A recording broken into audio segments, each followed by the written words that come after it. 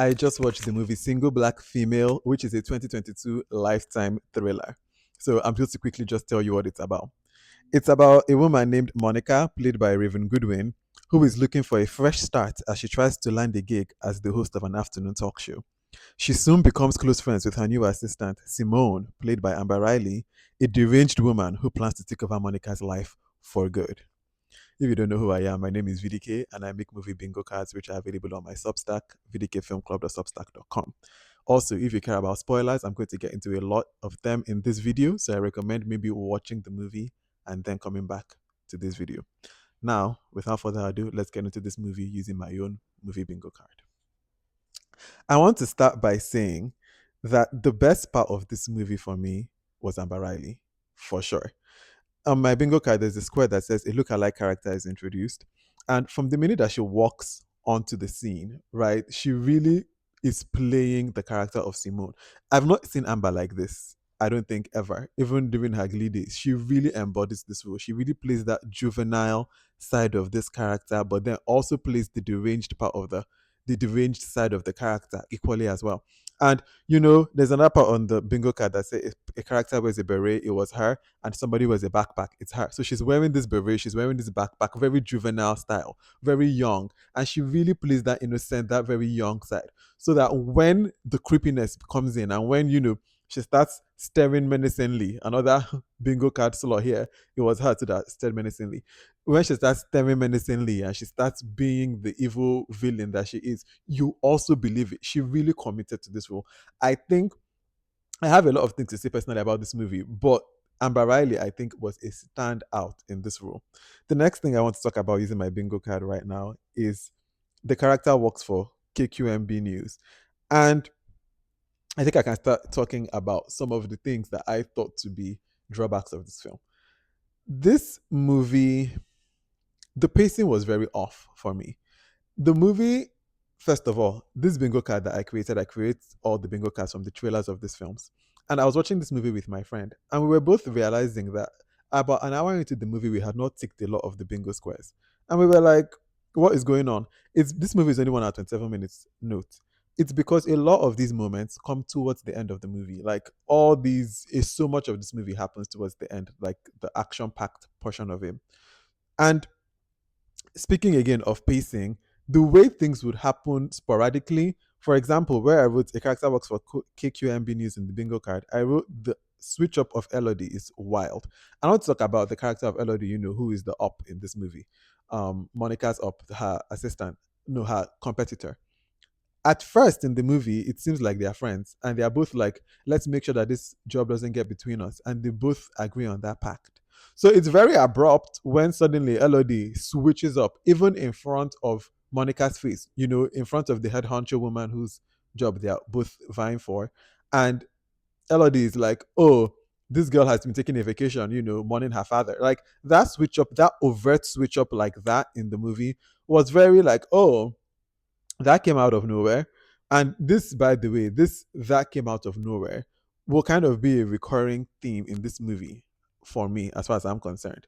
Not really that came out of nowhere, but just questions that are like, oh, okay, okay. Those types of movie of moments, there's a lot of, all right, I guess, in this movie. The next square that I want to talk about on the bingo card is a character wrapped in a bed sheet.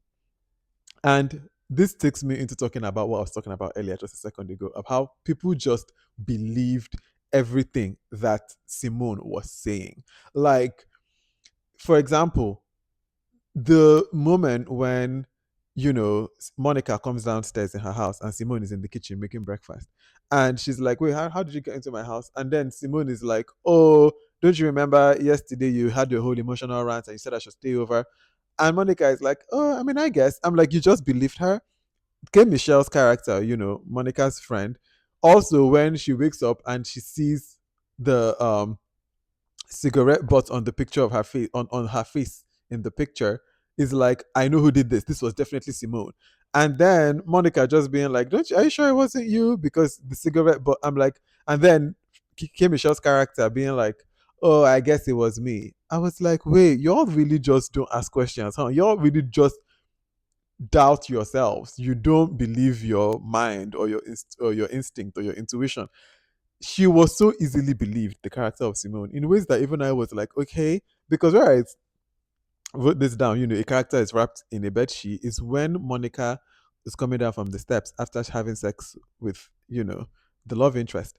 And she's coming down. She sees Simone at her door. And Simone is like, oh, I just came to drop the key. And I'm like, you're going to believe that? Really? Like, you're not going to question it. She doesn't question Simone, really, until again, over an hour into this movie. There's all these things happening. Like, so much is happening. Your neighbor has suddenly gone missing. But these are questions are arising. People are going missing. Things are definitely changing for the worse around you. Elodie has been attacked suddenly. All these things started when this girl came in as your assistant.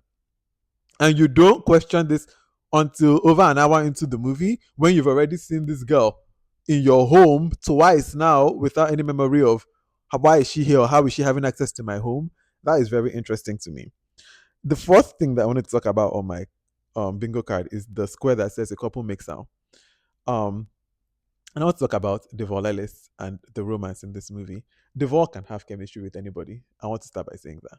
Devon Ellis can have chemistry with anybody. And he does have chemistry with both Monica and Simone. With both their characters, like Raven Goodwin's and Amber Riley's character, he has chemistry.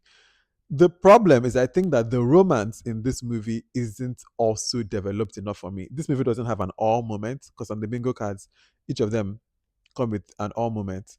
And I didn't go all at any point in this movie. I never went out of my mouth all, not at all. So I feel like they could have better developed the romance in this movie because I think there's only about 4 or 5 scenes and they're kind of just like on dates. But I didn't get romantic, like the romance in this didn't really do anything for me, especially when after Simone then tells Devon Ellis's character about, him being a short time lover, about being a short time lover, and then he doesn't really like talk to Monica anymore. And Monica is like, wait, huh? I think then later he then says Simone told me, and then he's like, Monica is like, oh, I think she was in the room. It connects for her, but then not long after that, we don't really get a big resolution around that. And the next time that we see two of them is at the ending scene where he's like cheering, where he's like, yay, I guess we get the sense that they are both now back together. I felt like the romance could have been better developed in this movie. The next square I wanted to talk about on my bingo card was someone peeks through a door. You won't feel eyes on you. Because that moment when, they're getting frisky, they're getting physical, my friend and I were like, maybe, and question for you.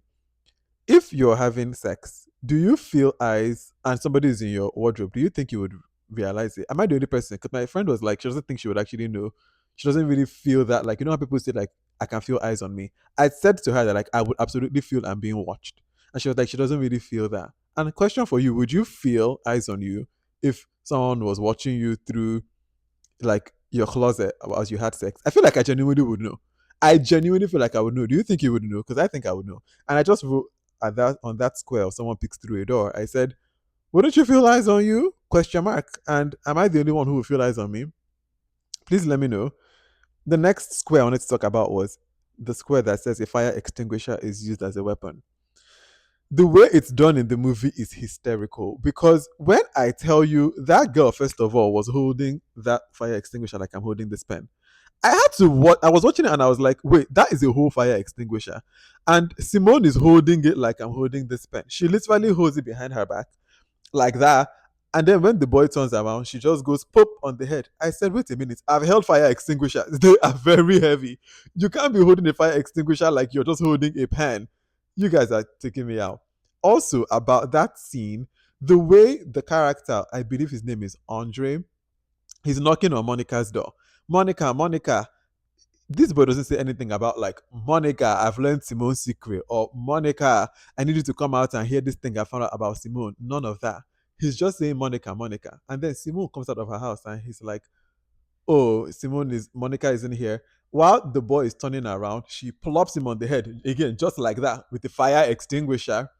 And that is, I guess, the last we see of him until we see him later on in the movie. And I just remember I said, what? How did you know what he was? How did you know what he was here to see Monica for? You didn't know he was investigating you. You didn't know anything about an investigation. So again, when I tell you that this movie has moments where you go, huh? Another one of those moments where you're like, why did she plop him over the head with a fire extinguisher when she had no idea that he was investigating her? Question mark. And then also speaking of that same DVD, because he's bringing a DVD. It's the DVD just says from Andre, by the way. So there was no way that Simone would have known because the DVD didn't even say Simone's dirty secrets or Simone revealed. It just says from Andre, and he was supposed to be giving it to Monica. Furthering my question of, as I said, how did she know what he was holding? But then, if you then even know, Simone, that this DVD is your big, the big thing that's going to get you caught, how are you just going to keep this DVD on your bed? Because when Monica then walks into the room to see, just to see the mess that is her living space, she finds that DVD right on Simone's bed. Like she picks it up and says, it just says from Andre. I'm like, you don't want to burn the DVD, you don't want to break it, you don't want to destroy, you just keep it right on your bed. Be so for real. So I found that moment to be preposterous. And I was just like, again, another moment where you just go, okay, I guess. Then the next queer I wanted to talk about on my bingo card is the aha moment, which is the revelation that, Simone is Monica's sister. I was like, no, but first of all, I think we all saw this coming. At that moment in time, I was like, for sure, this is her sister. But I want to talk about the way that Monica's mother talks to Simone during their hangout when they both go out for dinner. In movies, when obviously you're talking to somebody who has hurt or who has the propensity to harm you or who maybe might have a vendetta against you or your family, she knew, Monica's mother, that Simone had come into town. So maybe this girl hasn't come for the best reasons. And the way you're talking to her is already like that whore of your mother, like basically talking down at her. You do that knowing fully well you're probably antagonizing this girl who, again, maybe is here for not the best reasons and who maybe might be volatile because why is she here? So you talk down at her. And then this same girl appears at your door. You open your door. Not only do you open your door, you open it wide. Like you open it, let this girl have full access to my home.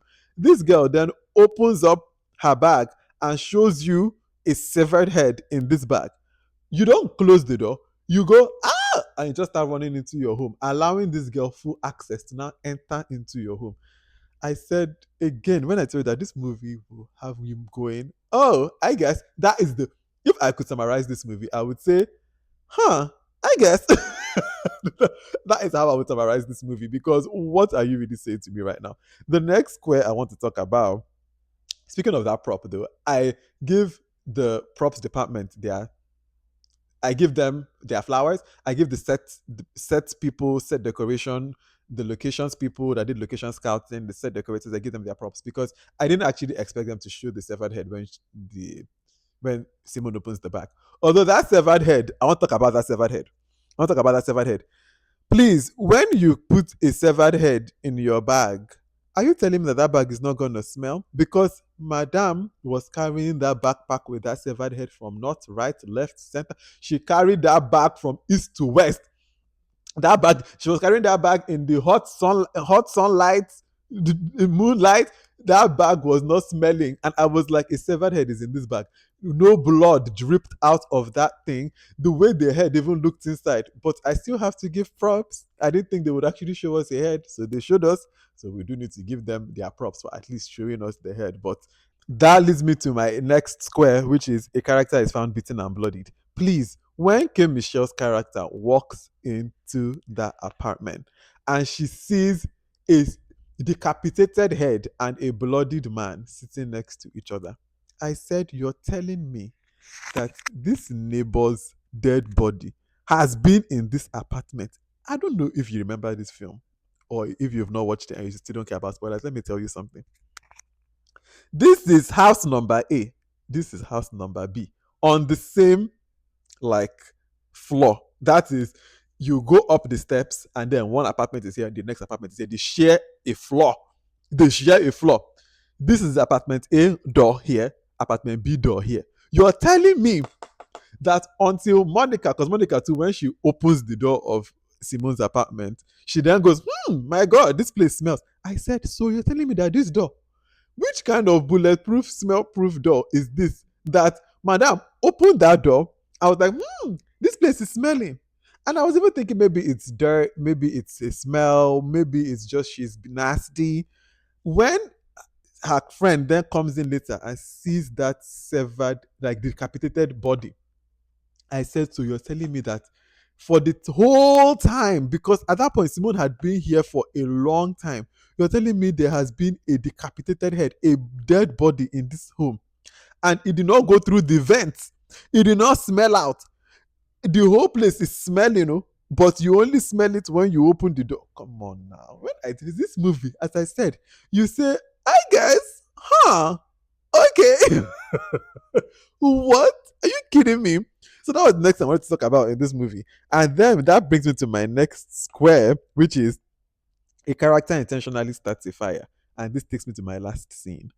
You are telling me that Simone's character pours, this is the formaldehyde. I will use, this is the bed. A bed, in a whole house. This is a bed. She takes formaldehyde, pours it on like this microphone brush.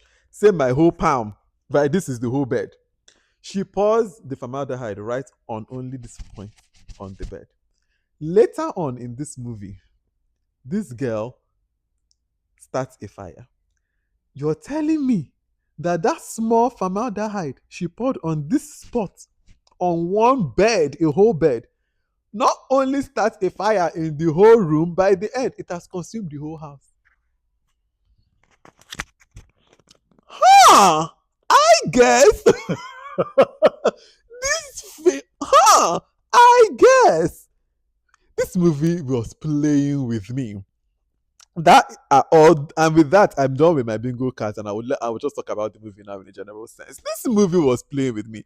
This movie can't be serious. This movie cannot be serious. I entered this movie with full expectation of, or with full hopes to like it, to love it. I entered this with very high expectations because I said it looks like a thriller. I love a thriller movie. I love anything that's like someone is trying to take over somebody else's life. It's always very intriguing to me. The characters looking alike. I was like, how is that going to play into all this?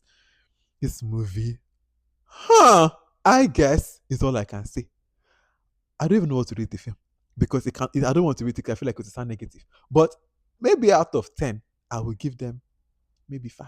Let's at least props. They tried. Setting, they tried. The Amber Riley killed it. The story, it was very predictable, nothing new, nothing fresh, but at least it carried us from beginning, it carried us to end.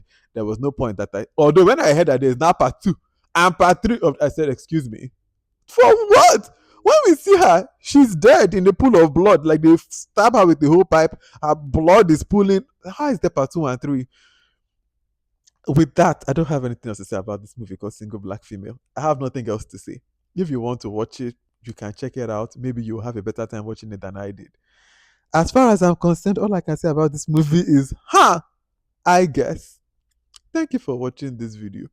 If you liked this bingo card or you want to play along with future bingo cards, they are all available on my Substack, vdkfilmclub.substack.com. Until next time, bye.